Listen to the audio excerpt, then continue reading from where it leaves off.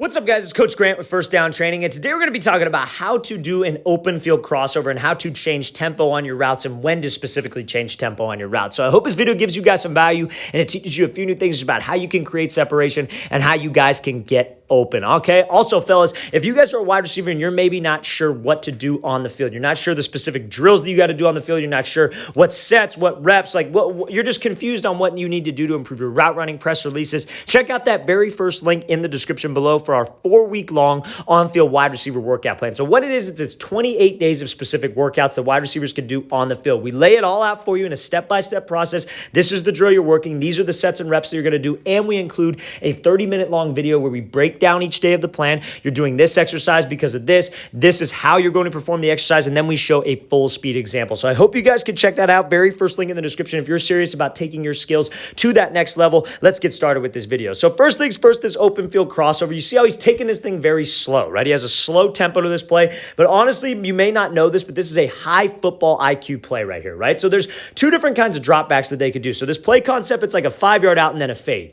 Now, a 5-yard out is a quick developing route, but the quarterback's footwork on this is not quick game footwork. So you got to understand that quarterbacks have two kinds of drops, like I said. They got quick game where they're just catching the snap, one step, and they're letting it fly. It's a quick read. It's something that you maybe want to work on like 1st and 10, 3rd and short, whatever it is. And then they have drop back pass footwork where it's like a 3-step passing concept. Quarterback's taking a 3-step drop. Slovis takes this kind of like one punch step. He takes like a shuffle drop back here, which is essentially a 3-step drop. It's just like kind of a more new school way of doing things, right? So for the receivers who don't know that, you need to know that type of footwork that the quarterback's taking because that's how you can structure your route. So you see how this receiver comes off here and he's very slow. He has this like kind of patient get off towards this DB. He's slow because the quarterback needs time to go through his progressions. Maybe he's peeking to the outside. If we don't have the outside, then he comes back down to the 5-yard out. But the 5-yard out is not the first read on this thing.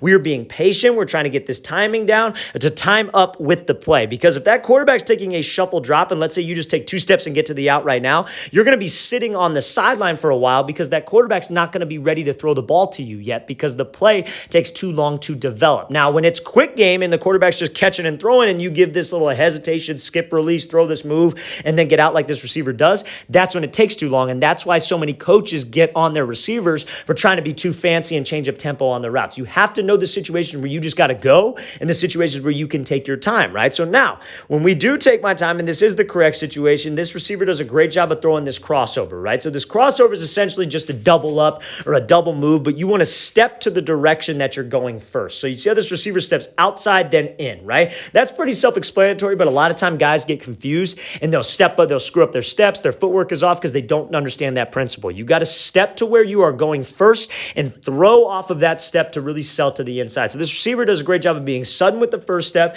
selling with his head and his shoulders, actually stepping outside of the DB's frame to the second step. That's where we want to get to. If you can step outside of his frame, that actually threatens him to the inside. So many guys will take these chatter steps, do these quick 1-2, and they'll be inside the DB's frame, and he's all over this route. We actually have to threaten him in the direction I want him to think I'm going. So I need to make sure that I step outside his frame, I'm bringing my upper half, and you're almost throwing your hip with this cut. That's the magic position that we want to be able to get into, because if I could just get this DB to get his cleats out of the ground for a second, that opens up all kinds of space for me to be able to accelerate and be able to make this play on the ball. That's a great route right there. It's a great example of an open field crossover and the exact situation that you are supposed to change up tempo on your route. Let's watch the thing again, full speed one more time. Great job being patient, hitting him with that 1-2, and then accelerating out of this break. All right, fellas, if you guys have not heard, we are coming to Arizona for a quarterback and wide receiver training clinic. So if you are around the Arizona area, you live in Arizona, and you want to come out, this is a great opportunity for you guys to get some great work in.